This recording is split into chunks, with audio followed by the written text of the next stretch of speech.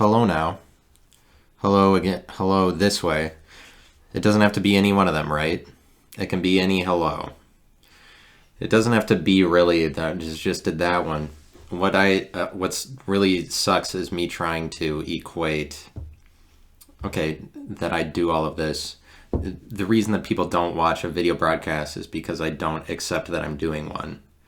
Like the world that whatever thing that you're doing in life is a result of like you're just not making it happen for yourself. And like in the same way that nothing really changes, it doesn't change it once it starts being recorded or if it's not. Like that I would have that I'm saying things, doesn't matter that they were recorded or not. It just depends on like I'm on here to say something at all, so there's no reason to get backed into a corner about anything. You know what I mean? It's just like I'm trying to create this relaxed environment like, oh, come join me. That's what's so ridiculous about it, but I have trouble accepting the ridiculousness. That's why people don't watch a video broadcast, is because I need to make it a cozy environment where it's like, well, it's very obvious you make content that, but this is the thing is people are like, I'm making content. It's not about content. It's about that you're already doing this dumb thing. Like, things aren't that great. Things aren't that spectacular. Things aren't showy in real life. You're not, what is this? How do people try to say that this is natural? That anybody is making content? It's not natural at all. Like me doing this, I see the TV and like TVs in our living rooms, TVs in our homes forever. And then oh, I like that TV world so much, I'm going to be TV for somebody. Is what you would have to classify it as in some regard, right? But also just the country has a problem not mentioning things that are just sitting in the room, or everybody does. It's not that hard, or it's like everyone's like the most profound thing that you could reach would take all this hard work, or is this important thing. There's nothing profound about that. Things are not meant to be reduced to images. Like, it doesn't matter what way that you'd capture the way that somebody was. But this is what America has a problem with, I think, is TVs in your living room for 60 years, and it's like the elephant in the room, but nobody's mentioning it. Or nobody's like, you're not going to say that there's a problem with the TV, actually. But that's what it is. We don't mention the thing that's just sitting in the room. What's profound is just mentioning what's there. Like, for some reason, that's when it gets the most profound, is just very lucidly mentioning, obviously, that, like, there's a TV in your, I don't know, I'm talking about people try to find the answer. Or maybe Americans do. I think America, you're fucked, is part of the problem. You want to know what the issue is, America? America, you're fucked because you can't figure out that your life is just a TV show. And that's what we have. This is the truth that is being revealed to us. And I wish that it wouldn't change anything if I admitted it or not. Like, the reason that I'm on here talking on this podcast at all, what is the reason for it? It's just because, like, I don't know why, but otherwise I wouldn't be. I don't know why I start making a podcast.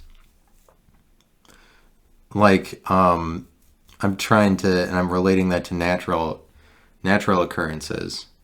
Like, America needs to figure out that it's a TV show, but where everybody in the country is trying to equate TV relationships with regular relationships and acting like what you have just consumed on your phone and TV for like 40 hours in a row just when you're on a bender at your house, because it's like a drug.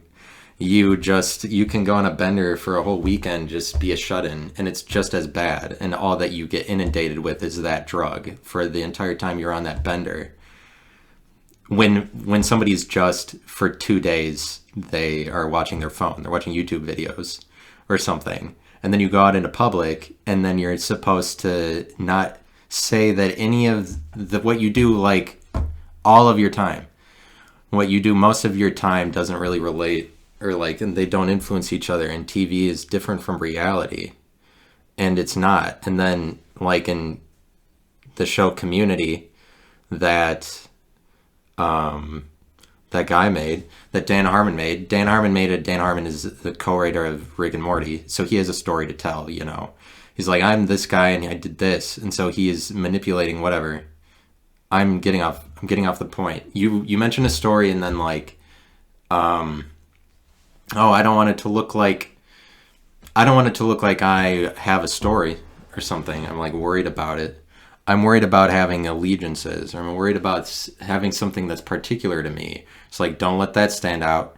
Don't let it be shown that you had an individual thing to say.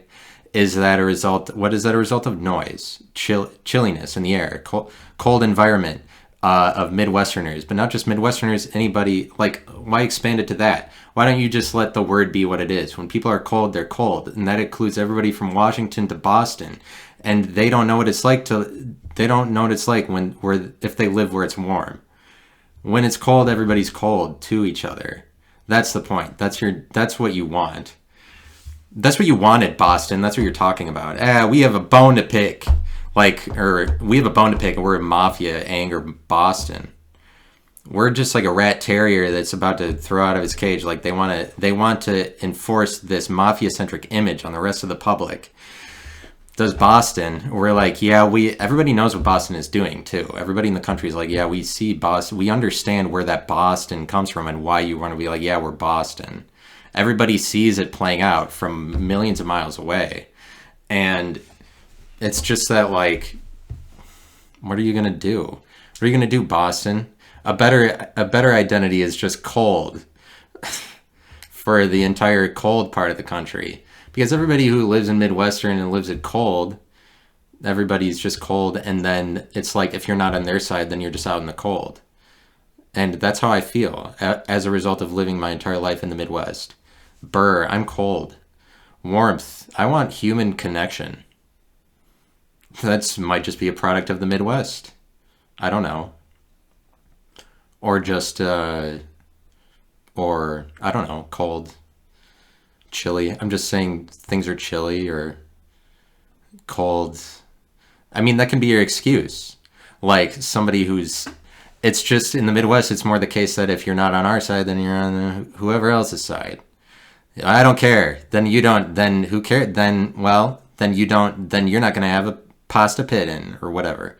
Then you're not going to whatever, because it's vengeful environment. It's a vengeful environment where your consequences are immediately in your face, because if you don't have a place to live, then you're in the cold immediately.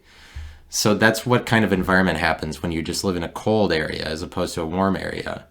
But then people are like, I want people to know that I'm from Wisconsin. And that means nothing. That's really dumb. That's fucking useless. I'm sure that God will give you a handful of jewels for you being from Wisconsin one day. I can't wait for that. And we're all going to be there, and everybody's going to be crowned with so many crowns, and it's just going to be the best adornment for whenever you get whatever you wanted. Like, but I mean, it's just like, if you're a Christian, then you construct this world where you get jewels in a certain way. Nervousness, guilt. I'm on a recorder. Durr.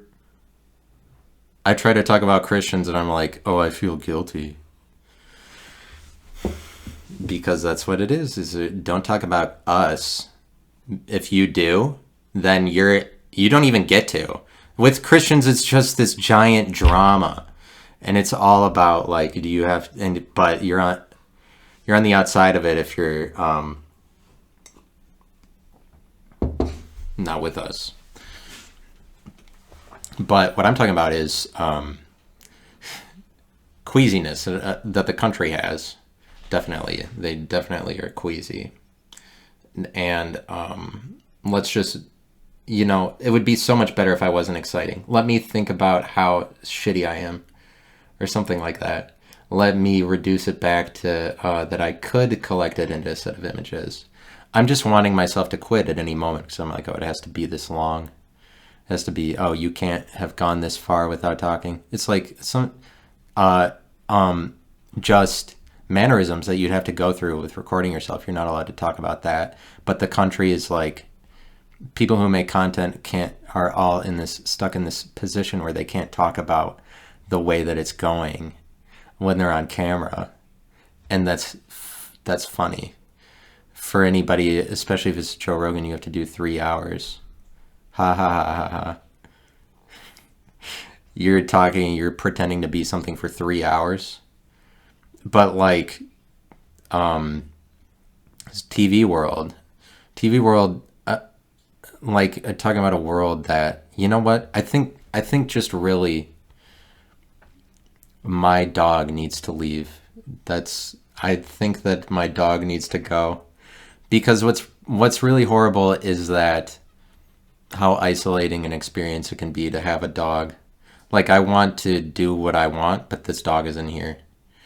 It's extremely isolating. I've never felt lonelier. Also, like, that's what I try to say about a dog, or my dog, or anybody's dog. My experience in having a dog is that it's very isolating, and I just kind of I don't know, I feel like it's very suffocating whenever this dog is here, and it's just like, it's really a problem, I think. The dog in my house, it's a problem because it's always happening. And you know that's a problem because what I don't like about it is that it reduces you to dog images that I don't have any time for. I'm just a businessman or something like that. But like, oh, now I'm just trying to make myself nice for some image of somebody. Like, it's, the whole thing is just sickening. Whatever I'm trying to do right now, I'm trying to appeal to you by even hating a dog. The whole thing is gross. Like, the whole thing is greasy.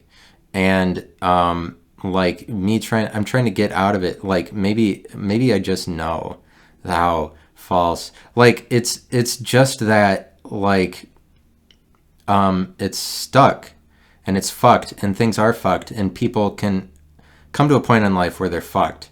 And these are the kind of mentalities that you feel as a country if you're like under the spell of a virus. Maybe if you're under a virus. And when you're in the middle of a virus, like, there's nothing that you could do. There's nothing that you could do to make it like things will be better, like things can be really bad for you. And not like I'm trying to formulate points so that I look like a point. The point is that people's brains are just mush, right? And that's what, like, Joe Biden, when he becomes the president, your brain, that just shows that your brain is already mush. And like, what does it matter the words that you come up with to say that it's not that? And that's what he is as a president. And it's like, unless you're being funny, and a dog is just so fucking sucks all the funny out of the room. There's nothing funny about a dog. I fucking hate dogs. I hate my fucking dog. I hate that it's not funny anymore. It just makes it difficult to not be funny. Like, and I take myself seriously enough that my standards for being funny, it's like, but there's this point at which everybody would hate you for it. Basically, since I got this dog, here's the world that I live in. Either I'm a very shitty person or that's a very shitty dog. That's the world that I've lived in since I bought the dog. That's all that it is. And when I see him, that's all that comes up. It's like when my dog walks in the room, I'm reminded of how much I hate him. Like, it's not like, yay, or this is a new opportunity, maybe I'll see him in a different light, or it's just like all of that rhetoric for that is nonsense that is just palatable for a public that gets narratives spoon-fed to them through TVs. And like, your brain, like a president, you want to know what a president really looks like?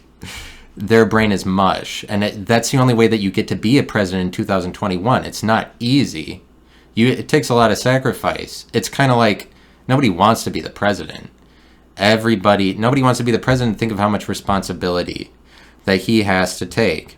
Like, it is not easy to be a president in the year 2021 in America. I can fucking guarantee you that.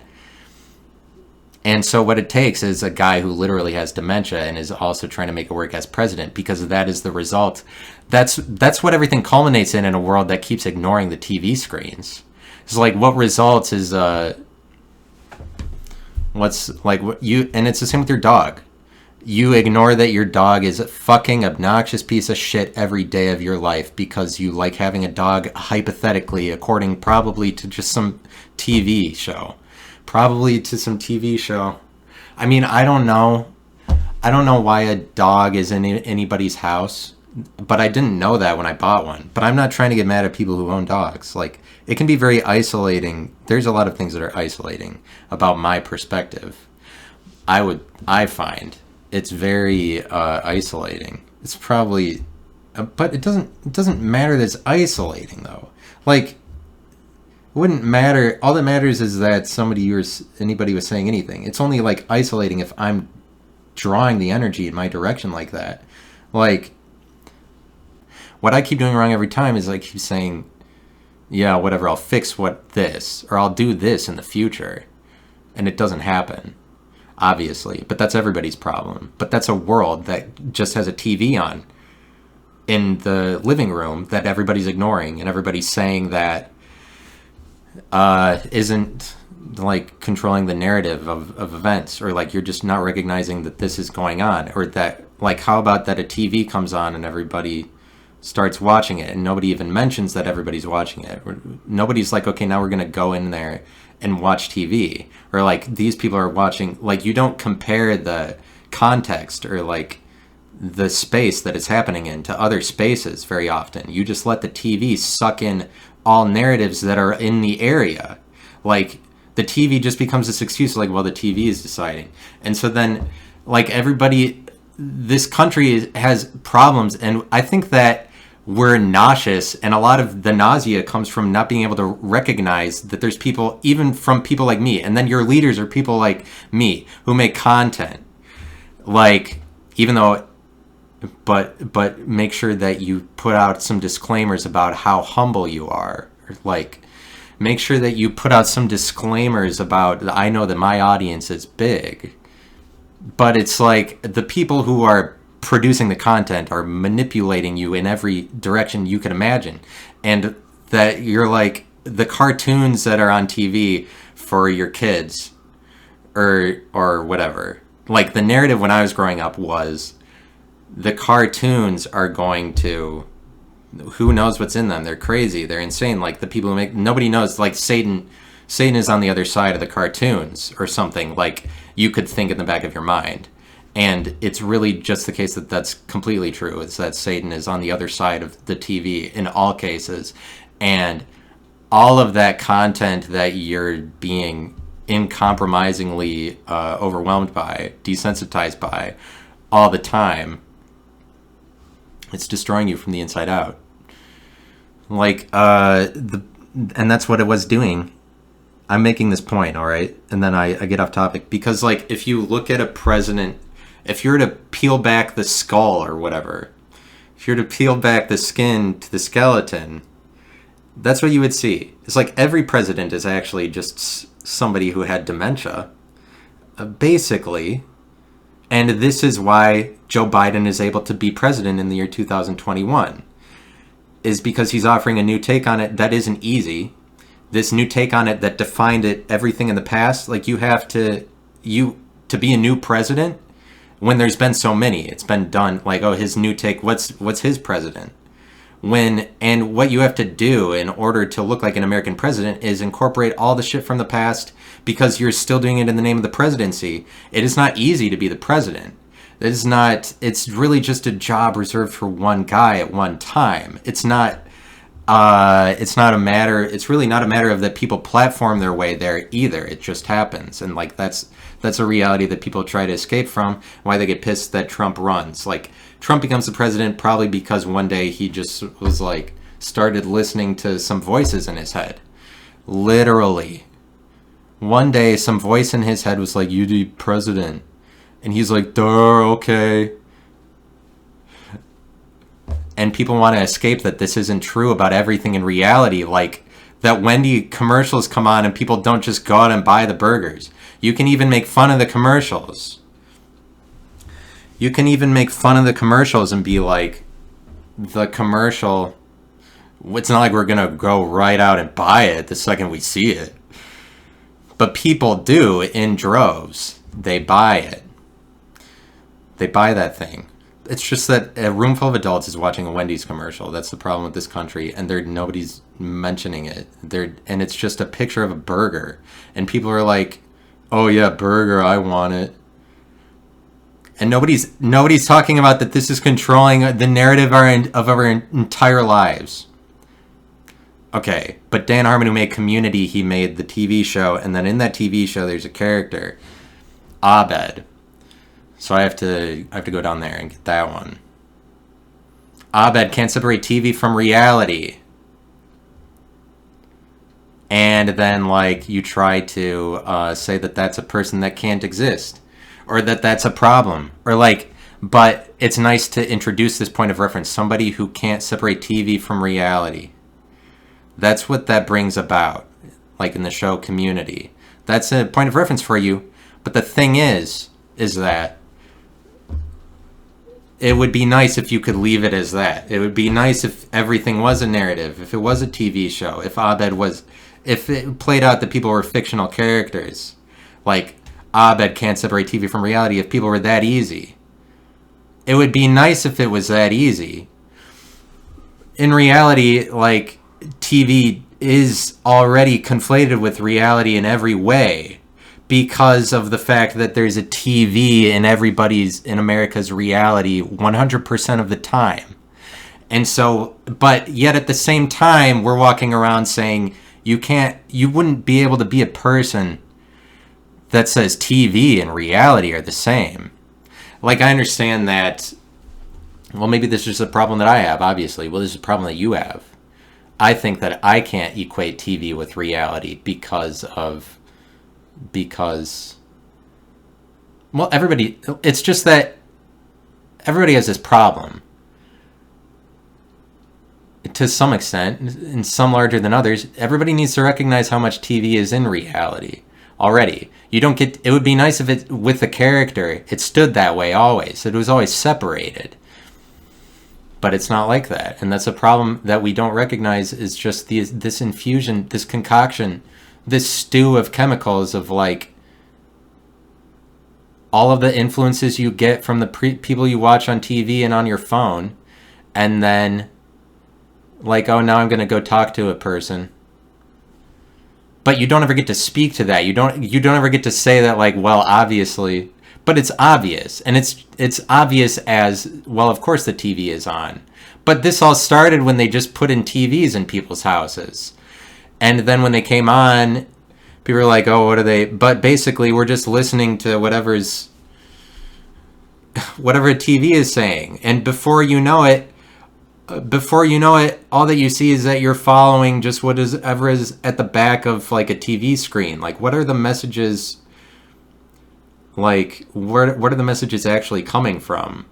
The same way as that, like, anybody could be ruling you any set of messages, and then when a TV comes along, it takes the responsibility of packaging them a certain way. So then you can throw all of your life narratives in the background because the TV is taking the weight of it. Like, when I don't want to hear my dog, I drown out my dog with TV and Netflix and whatever, so I don't have to hear him. But that's what you do to silence, like, anybody would do that. I'm saying that's what people should do, and that's what people do naturally, is, like, everybody, you don't want to hear your kids all the time. You don't want to be faced with the reality of, like, I always have these kids, I always have to take care of them, I always have to be responsible for them. So you drown it out with TV.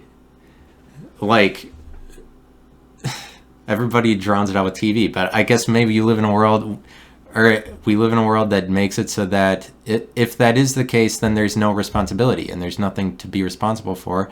And if you're an individual talking, if you're talking, like, an important thing would be for me to address the camera. It'd be nice if that's the way everybody did it, or like that would be better, that actually formulated it, like, or if I could make myself do it. It's just that, like, that's not the answer. That's not the answer for me because I can't get myself to do it. It's the same as, like, I can't cook, so I can't really get myself to do it. But I'm saying in a cold atmosphere, like the Midwest, you might just, you can also ignore it. You can also just put things out in the cold, and you can make things cold, like whatever it is.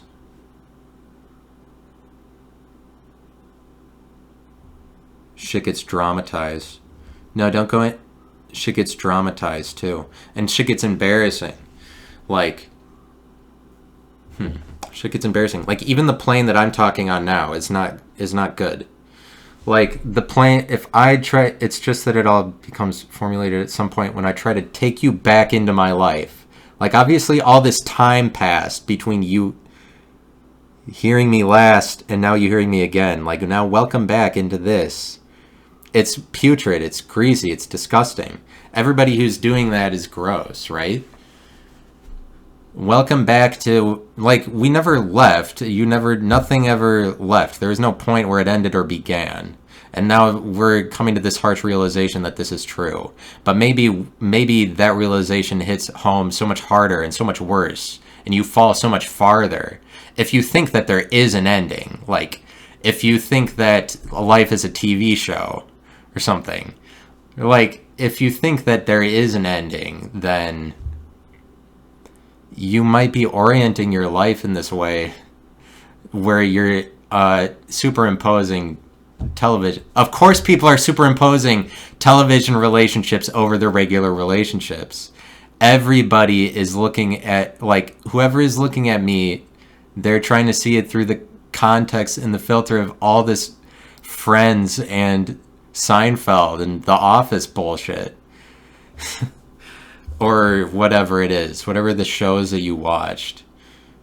And then, but you don't say it the same way that you're like, of course the TV isn't influencing our children to worship Satan. Like, Satanism already runs the entire world. Unfortunately, it's like actually 99% of it is Satanism. Like, and it's kind of like I mean, maybe it's more of a Christian thing. Maybe it's like I would like to address, maybe I'm talking to Christians. I'm talking to Christians to some extent. Yes, Christians do that. And I don't necessarily like Christians. And you don't have to make me like them. You don't have to make me like it. It's just that, like, it's just that when you put Jesus in front of me, I can be like, I can go one of two ways, you know. You put Jesus in front of me, how am I going to react? What's it going to look like? How's this going to turn out? What do you do when you put Jesus in front of me?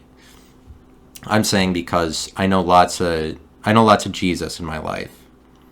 I have a background of Jesus. I've seen Jesus so many. I've heard about Jesus. I've heard so much about Jesus. In my brain, I'm thinking like, wow, could we really not do Jesus ever? Wow, could we just not ever? Because I have to make coffee in the morning. But that's how I feel towards everybody that I know who is a Christian. But, like, you can't also, like, I can skirt around it or whatever. I can say that I'm not making mention of Christian things, but anybody who sounds rebellious towards a Christian church, they just have to fall into that category rather than that they're actually saying something. Because if they're actually saying something, then they just look embittered, or they're just part of the same Christian drama.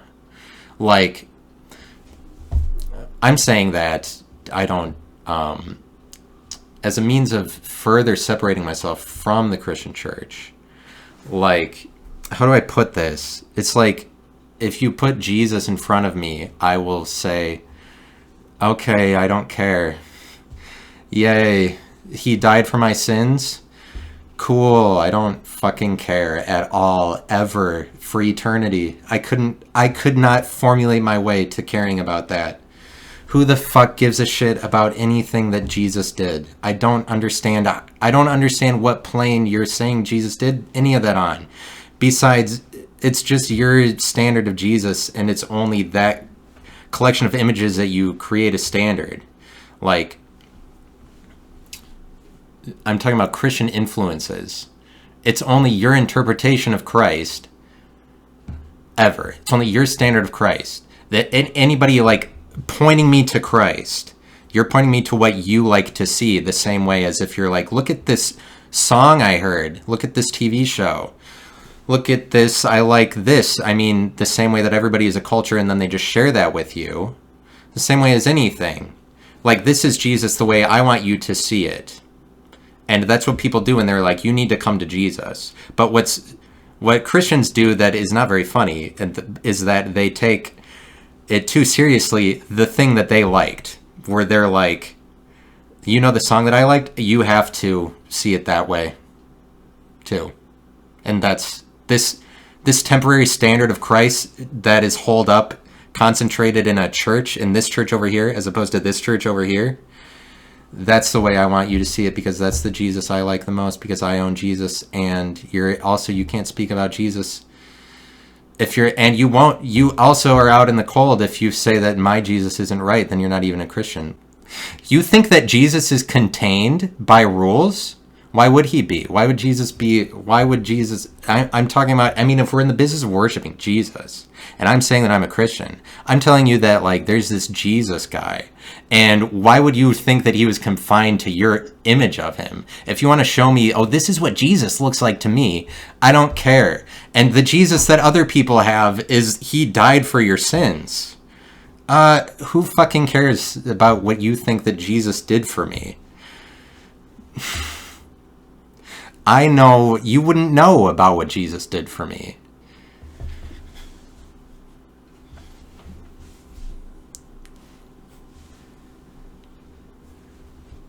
Isn't that funny? And it will never change. And the Christians immediately, like, it's like Christians hearing this, they wouldn't be fazed by anything. The same way that if it's like assumed that the narrative is controlled by a TV. Well, obviously. It's just like not recognizing things that are in the room. Like, just like Christians would hear that I totally outrightly defied Christianity, and they'd be like, oh, you're already being part of our religion again, or something. They'd be like, oh, you're just going to be, you're a wayward soul, and you'll come back in. They're already turning me into a story because they're perverts like that. And you know they're perverts because they like repentance. They're like, oh yeah, 180-degree repentance turn.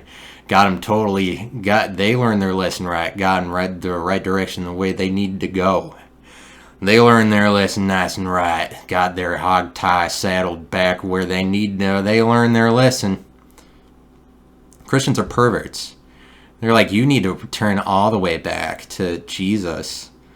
I mean, like, what was I doing before? It was really like I was this baby.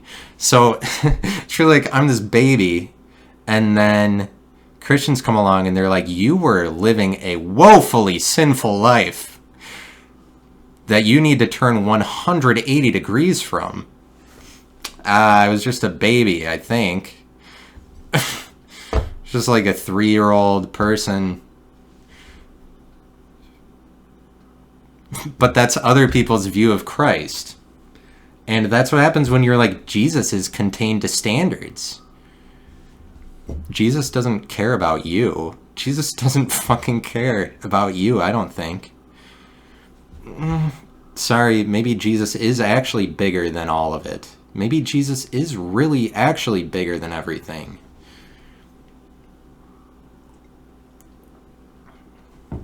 People, when they try to, and people, I mean, Christians, you're just trying to control Jesus to your thing. Sorry.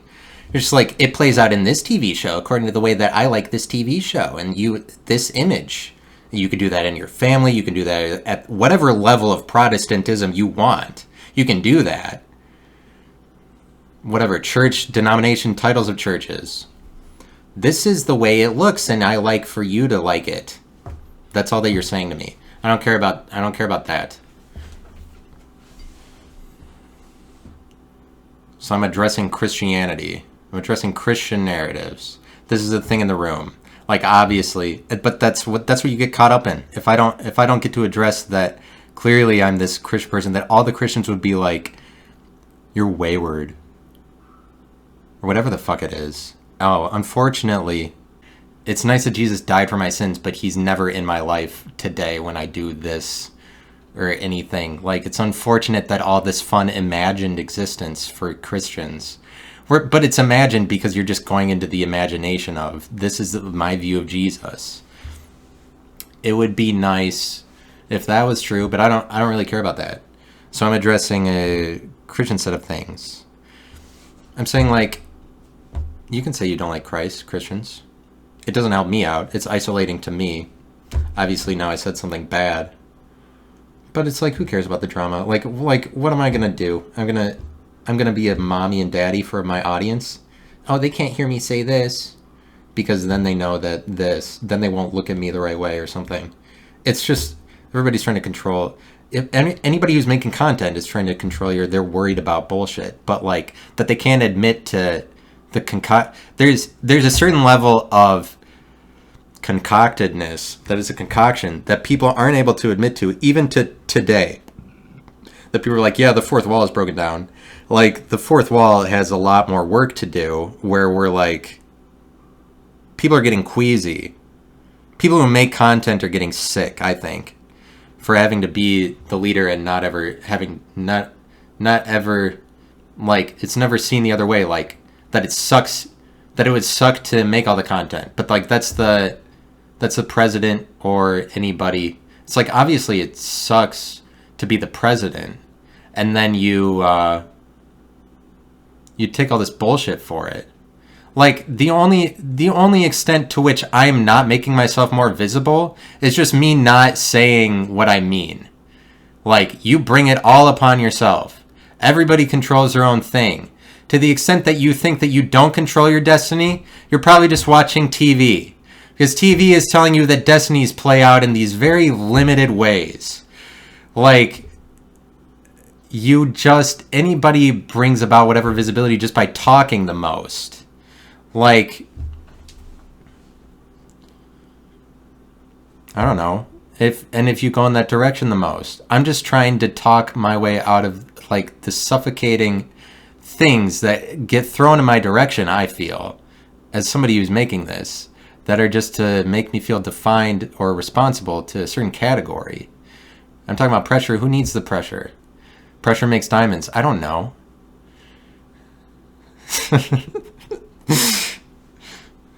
I think that I'm just retarded. Pressure makes diamonds. I don't know.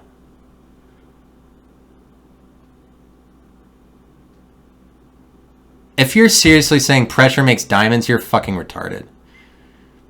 I think that that's the point. What do you live in? A palace? The kind of people that show up with that? You show up in a Ferrari when you say that statement? What are you saying?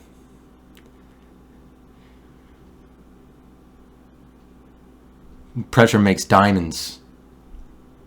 That's really lofty. That's really ambitious. That's very LA. It's one of the most LA things. It's a lot of glam. I'm saying there's things that are better than, like, winning. Or, like, it's winning or nothing. And, you know, that may be true. It's just that, like, obviously there's second place. And second place obviously doesn't mean nothing. Second place, that's coming from the mouth of a loser. You're somebody who... But we literally go back to, like, we go back to that idiom where we're like, well, it has to be winning or nothing, as responsible for why we don't ever consider, like, oh, second place is nice, third place, oh, there's a reason that they're associated with different elements, is because they're different places, they're different characters. Like, second gets a silver medal. We're like, you never recognize that second place is doing something, or third place is doing something. Please, just recognize that. And I'm talking about being gay. Like, second and third place are so much gayer than first, and saying that you always have to win, and then if you don't, you have to win is win or nothing else. That's one of the straightest statements ever made. That's a very straight environment. That's the things that a straight person would say. The first thing out of their mouth is it's win or go home, win or nothing else. You're a winner or you're a loser. Second place is the same as last place. You know what I'm saying. You know. But there's so many ways of saying it because we keep rehashing this idea. And it's gay to be like, second place is nice. Because how much gayer is second and third place than first? First place winning is pretty straight, I think. I don't know. I think winning is straight. But then you go into these categories of losing, then you're being gay. It's perverted like that. Like perverting of the winner. I'm saying Christianity likes gay. They like that perversion. They like repentance. They like all of it. They like that would happen, I think. To the point that they associate themselves strongly. And so now I feel like, oh, I reached a peak and now I'm done. Oh, most of what I said is over. That's another problem I'm having. Most of what I said is over, and so now I think that I'm coming to an end because of the formulation, because of the practices. And practices, I mean, they're dictated by a number of things. It doesn't have to be a TV or whatever. It doesn't have to be, obviously, we formulate our own narratives. It's just that there's planes that we all have to meet on. And so we've definitely been using a TV to mediate a lot of that for us forever, and then we don't mention that, like, this confluence of relationships that we have, where we're like, because it's you're not supposed to see those as the same, or it's like dirty, it's perverted. I mean, it's bastardized, right? You have a bastardized view of somebody else, of your friend. You don't get to have this perfect friendship because you have this context, but it's the same with anything, like any set of relationships that you made. Any set of relationships that you made would give you this set of like context, as filters of things that you would have to see through in order to look at a person differently, or like to look at them. Like everybody looking at everybody is covered by like obvious. Of course, all of those images are happening. I mean, like, of course, all of those filters are stopping people from seeing everybody the way that they want to. But like, even the thing I'm saying is, of course, I don't know what is of course about it. Of course. And I think that America is queasy, and they're down with the sickness, and it's this virus. But like when you're in the middle of a virus, everything is terrible for you. Like next time that you're actually really sick, recognize how that it seems like nothing will ever be better. But really in reality, like 100 years from now, and I don't care how long it takes. It could be 50 years, 200 years. It doesn't matter. I could go up or down. I can give you any year. I can give you any year later on in the future for how long this will take before we're done with this virus. I can give you 1,000, whatever, imagine what thing that I am predestining to happen. Like something that I am predicting, that I am I'm prophesying to you. I'm prophesying that, well, in 400 years, then it'll all be done. 100 years from now, like, nobody's going to care about this virus. But in the same way that a week after you were sick, like, the moment that you were very sick was, like, that was the biggest thing in your life, to the point that it was suffocating you out of everything else. Like, I'm so sick. Especially if you're somebody who's, like, the illness is with me, which is the way that I am. It's like, rather than that you could be doing chores while you're sick or something. Like, I'm saying that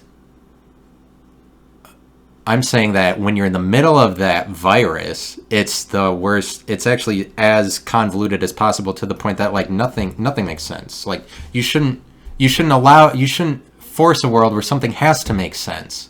But that's what America is doing. It's like something has to make sense somewhere because they don't know that it's a TV show. What makes sense is that what makes sense is when you recognize you're outside of a TV show, maybe. I'm just throwing things out there, but like that I would come up with the answer. Well, the answer is not something I came up with. For how do you get rid of this? I'm talking about how do you get rid of a virus? I'm talking about getting rid of viruses, and then this virus comes into the world, and it's really just everybody who gets that vaccine virus is everybody that gets that vaccine is just playing a part in the sideshow of whoever created it. I think that everybody who gets a vaccine knows that this is true, and they're like, I hate this bullshit that I'm getting myself into. I hate it, of course, but everybody should do it. That seems to be what everybody thinks about this vaccine. And it's like, no, actually, nobody should do it is the answer, because it's just some sideshow that a number of people somewhere in the earth, they're like, you need to all agree with this vaccine reality. And in 4 years, we'll have it, or like 8 years from now, we'll be electing a president, and then these issues will be behind us, and then somebody's going to be like, well, actually, the alien force from Sector Zerfinium came down, and they're instituting these rules on the public. Are you going to be anti-Zerflinium? Like, eventually, the political narratives are just going to introduce aliens, by the way. Eventually, the political narratives are just going to introduce, like, okay, well, there's this alien race that is forcing you to do this. Will you do it? I mean, like, you might as well say that about what we're going through now. Well, somebody is making you do this. Are you going to do it? That's all that it is. Are you in the group did you agree? For when all of it matters? When your career's on the line or whatever? Huh? Like, this entertaining thing happened in the world, because the world is endlessly entertaining, and that's what's better. That's what makes America better than a TV show, and why we'll be able to evolve beyond it. Is that, and why everything is because everything is entertaining beyond the span of any finite person's life, like mine or anything that anybody is saying. What's better is that things are entertaining, and they're entertaining enough that we're like, oh yeah, let's throw all of our careers away. And if in the event of, will you do this? Because there's like, that's just a sick fantasy of ours at the end of the day, probably. Are you going to be on the side of are you going to be there when it actually matters? But the thing is, in most of our lives, we don't ever have to reach an ultimatum of any proportion that we might like fantasize about. Like, most of the time we just play our repetitive nothing until we die. But like, most of the time that's true. The point that I'm making is that, yeah, you, and here it is. Because you have to make points, right? There is no point. Like, it's pointless. I'm not good at talking, too. That's the degree of formulation that weaves its way into everything when people are being recorded. It's like, I'm also not like to say it in these ways, to say sentences themselves. Like, in actuality, every president that's ever lived is just in their brain. They're just da da da da. The way that Biden is. It's just that all of that is, like, a lot of that is filtered out through filters that people, like, when I go on TV, it's like Biden is just the result of somebody who's, like, he has dementia. His faculties have eroded. His faculties that say, like, filter out you in terms of sociability, they've eroded. And so what we want is a world where you're allowed to be that. And that's why we elected Biden the president. We wanted a world where you're allowed to not be able to say anything, and it's just a new take on the president, the same way that Trump is a new take on the president. But it's not easy to be the president when there's already been so many of them. Like, but Biden is just this new take on the same thing that Trump was doing, where it's like, the president is actually just about taking a bunch of responsibility and a bunch of shit for nothing. Like, it's just the person who gets that's the face that takes everybody's shit for the whole country. Like, it's the worst job in the world, actually.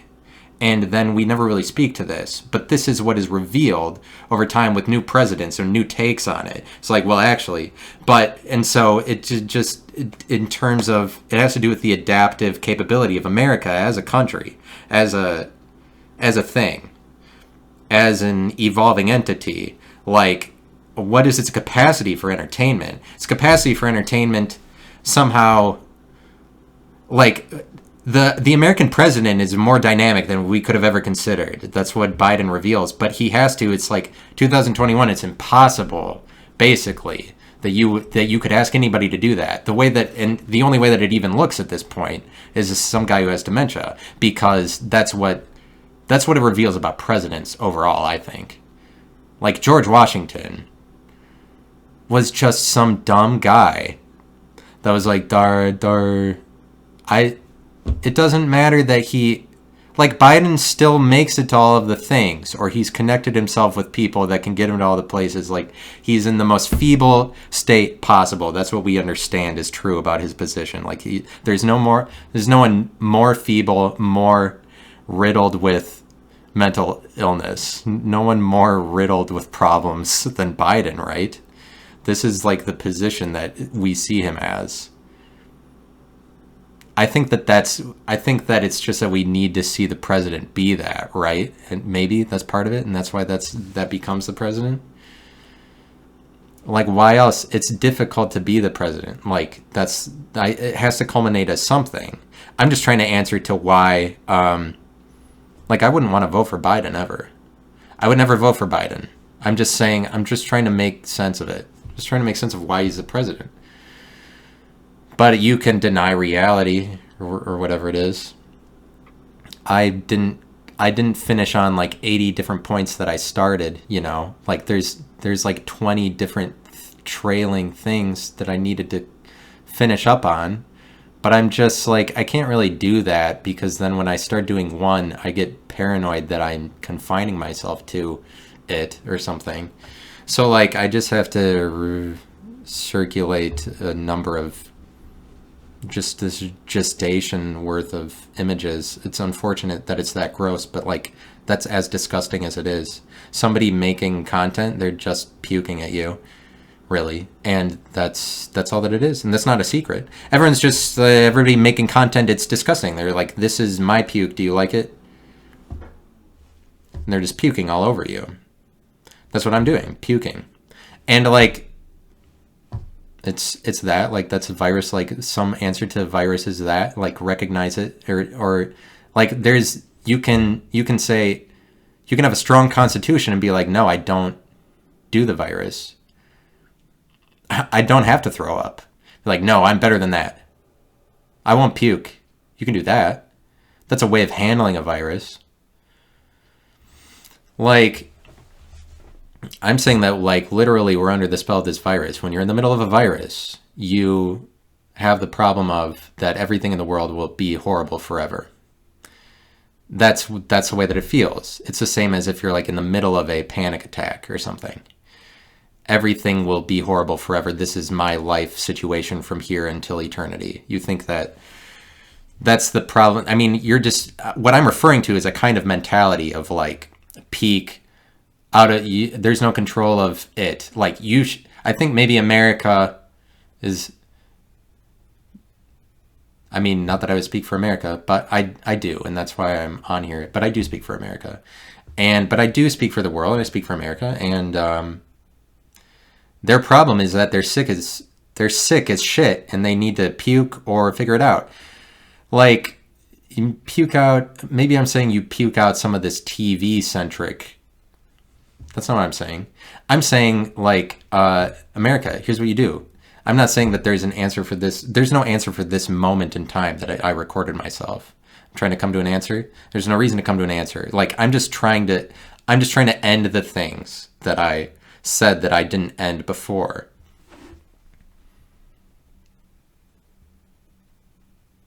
No. I mean, it's fine. Obviously, you want to formulate it better than that. But is it really better than that? Like, would a formula make it better? Would a formula make it better than me just talking? Like, if I formulated, it's the same with when you need to connect a series of thoughts to another one, just in your conversation in front of somebody. Yeah, it does enhance the experience. does enhance the experience if the person is more forthright with what they're saying. Like if you put it in the right boundaries, in the right categories. This is what I'm trying to do. It's just that, like, sometimes I think that doesn't matter, and then I'm like, haha, you have to respect me for not making any sense of it. Yeah, suck it. I just want to be happy again. I just want to have fun. And then what's more fun is just recognizing that when you're in the middle of a virus, it sucks for you. That's what I'm saying, is that that's what America is in. And they don't know that 50 years from now, people are like, make the point. People don't realize that 50 years from now, we're not going to care about the virus. Like the same way that sickness that you had a week ago, you don't remember at all. This distant memory, barely anything that affects your life as you're living in the present.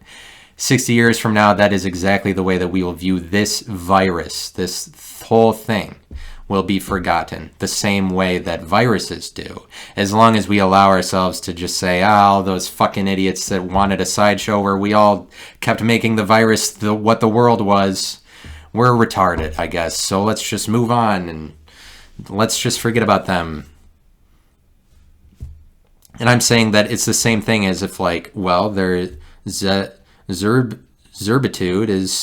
has implemented that you have to take this or you're going to be contagious, you're going to be susceptible to the genus strain.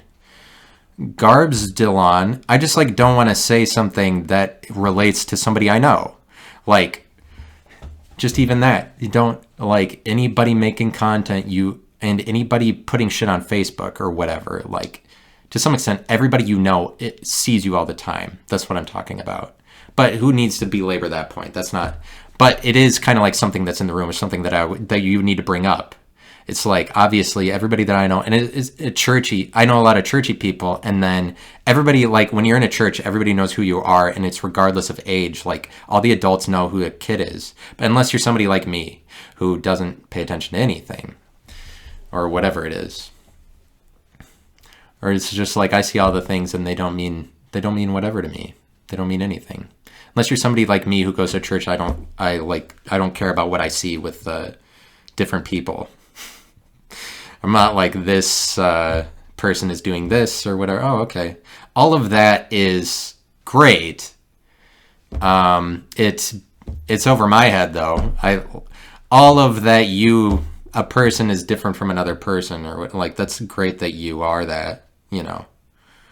That's great that everybody is different, and I mean, you just do something nice. I'm only going to be interested if you do something jazzy. And that's how stupid I am. That's how stupid the country is. But for some people, that's the way that it is. It's like, I'm really only going to be interested. Like, you're not going to interest me to just be like, Jesus, look at him. He died for your sins. No, the story is never interesting because I want you to do something jazzy or something. Like, unfortunately, there's people like that exist for when you try to put Jesus on them or something, or you try to Christianify them. It's just like, I really just am stupid enough that I go towards the energy source of whatever I'm hearing, or like, I'm stupid enough that would be the case. Like, I'm actually not that great at words. And to the extent that I'm selling you on that I am, is just part of the process. It's just part of like, those are the rules of the game. If you wanted to set up shop and make a podcast, there's some of that, and it's like, you can't escape from it. It's just like, all of that is bullshit at this point. And everybody's just going to upload themselves into a computer in the future. Everybody's just going to be scanned into a computer. Anyway. And so what world do you want to go in? I'm not going to go into the metaverse, fucking obviously, because look at the way that it's advertised. It looks like horseshit. Do you want more of Zuckerberg's imagination? Like, Zuckerberg is telling us that there's this whole world out there. saying there's this whole world out there of infinite possibilities. Like, we're coming upon this whole new world of like, you're just gonna scan yourself in computers and we're gonna do anything is whatever, it's a metaverse.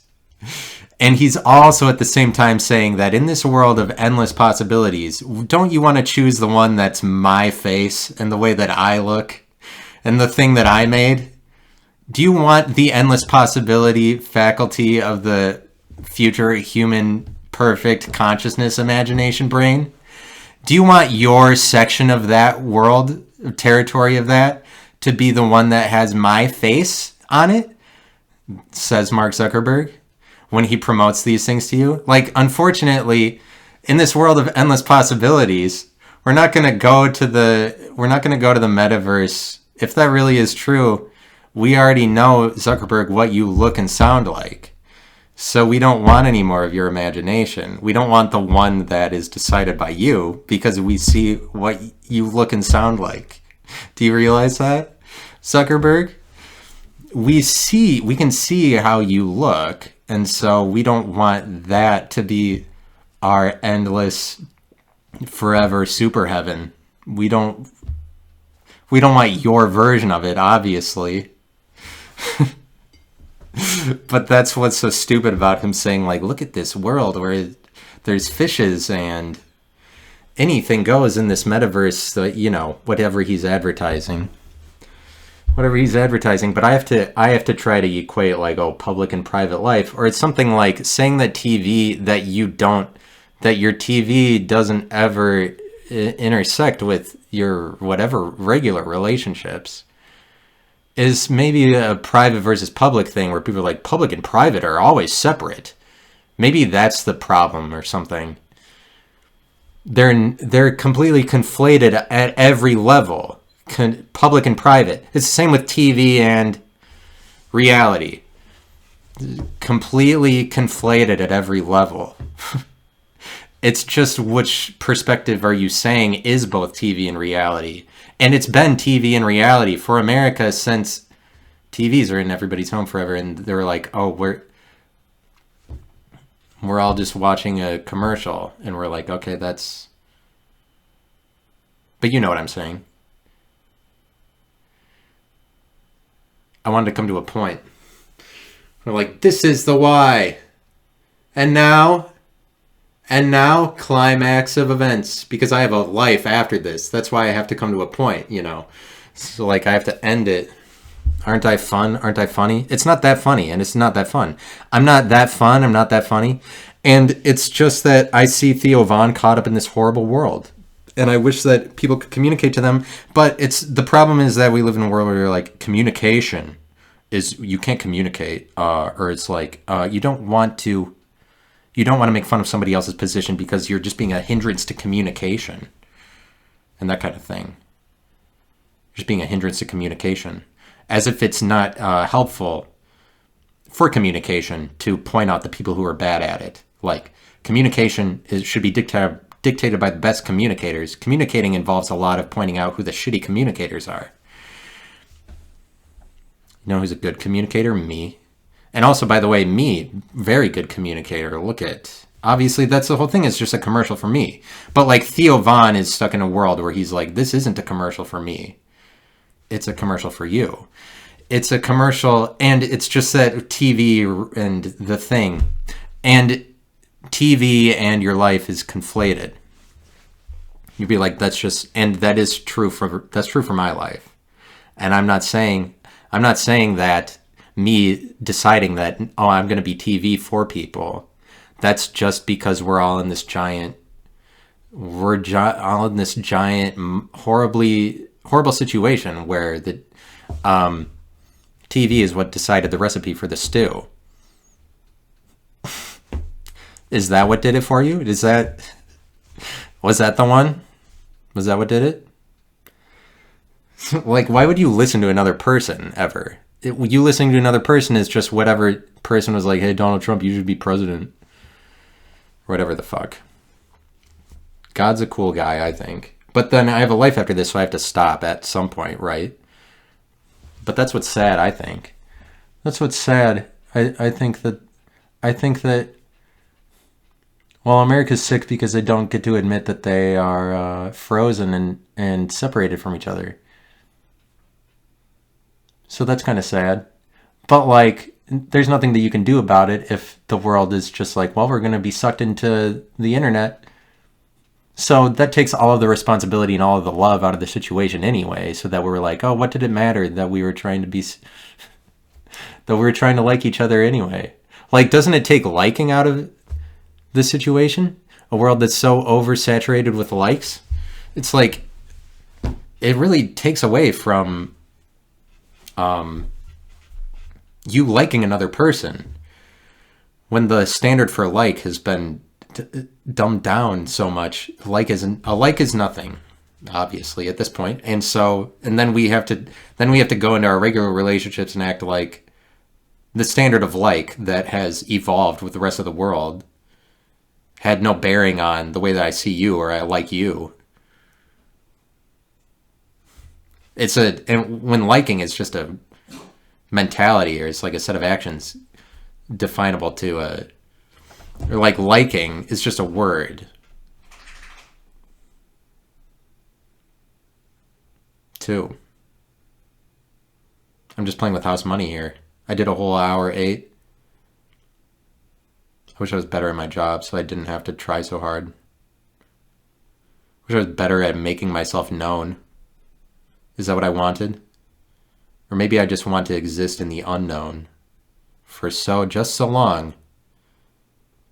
And then I think that it's just, if you want to be heard by people, you're not saying anything. You're letting your life get clouded by narratives of like, I'm clumsy and I'm clumsy, I'm dumb, or people see me this way, limiting things that other people see you to be. You might let cloud your judgment in terms of what you want to accomplish, like making a podcast or anything.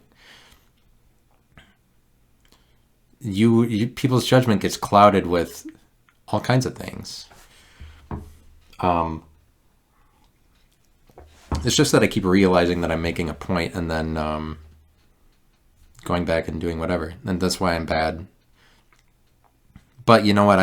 This is the best I could do. I formulated to a title, so it's like I'm just saying, don't let all of that get in the way. What am I saying particularly though? I'm saying that, yeah, but I like that. I like that people are waiting on you to say something. You have to say something because everybody assumes that your mind is trying as hard as it can to figure out the thing that you can't remember when you're like, oh, when you're about to deliver the point, or you're like, I can't remember it, or it's like everybody knows you're about to be on the verge of saying something. You're about to say it, or it's like somebody's like, you have to speak, and everybody's like, he's about to speak, right? Or he's about to say the story, or just he's about to do this in line with whatever. I like that everybody assumes that your mind is trying, like what they don't know on the other side, they assume that your mind is trying to say the thing that's about to be said or something. Like it still follows a narrative. It still follows a narrative, and I can't get over that, and I love it. I love that happens, because then it makes me, like, whatever it is that I'm talking about, the preponderance, meditation, or whatever, it makes me want to hesitate and fuck with everybody who thought I was actually going to keep doing the thing. First of all, like, there's a number of layers of assumptions that you're going off of. Like, if I'm in the middle of a story, I just want to be out of... If I'm like 80% of the way into the story, I want to way out. I have a weak constitution. Puke. And so there's something to be said about... I'm saying not, oh, you didn't stick with it. I'm saying like that's a way of dealing with viruses, and I don't think that that's America's problem. I think America's problem is just that we have a virus. We are sick.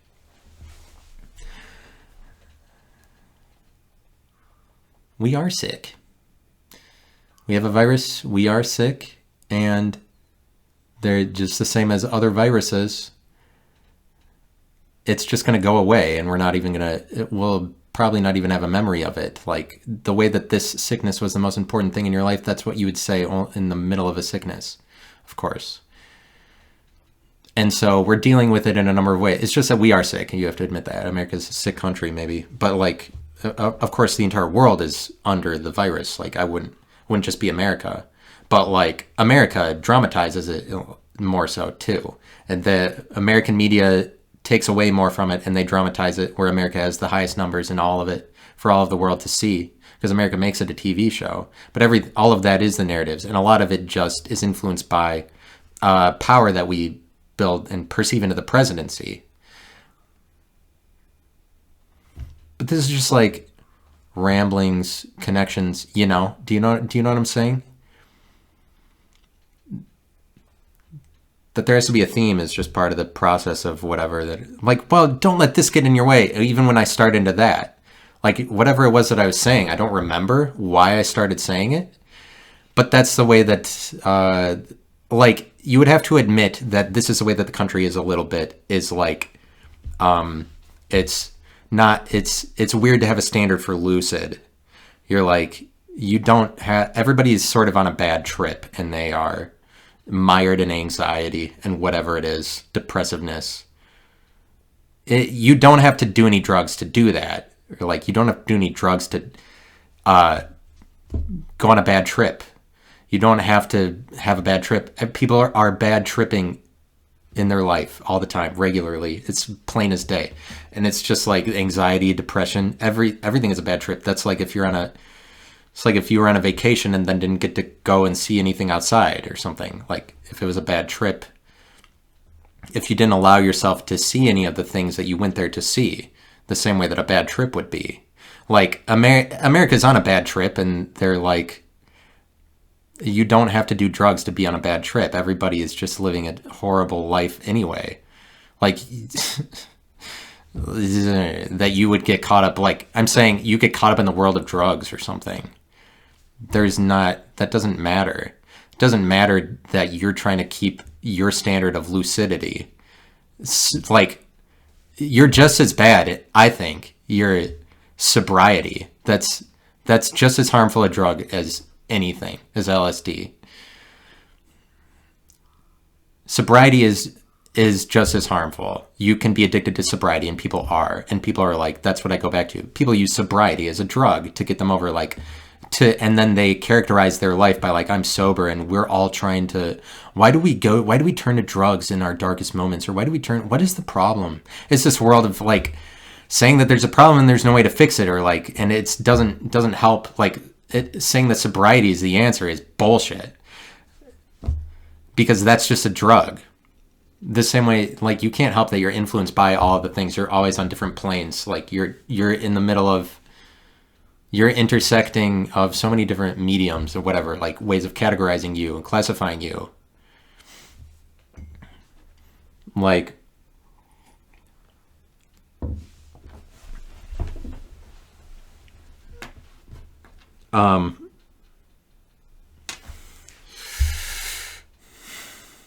because I have a strong constitution, I'll deliver this point, is that your lucidity, like, people are, and here it is. No, I don't have a strong constitution. I can't even say that with a straight face. That's how weak my constitution is. Like, there's no standard for lucidity. You don't, like, people are trying to make it so that people are trying to do this. No, there's no standard the same way, like, what is the standard for making a podcast, or saying that the lines don't blur, or saying, like, well, what is the standard for not revealing the fourth wall and not mentioning it? What's the standard? There is none. Whatever. But I have a life after this, so I'll have to stop. Bye. I maybe said all of that then. Goodbye later.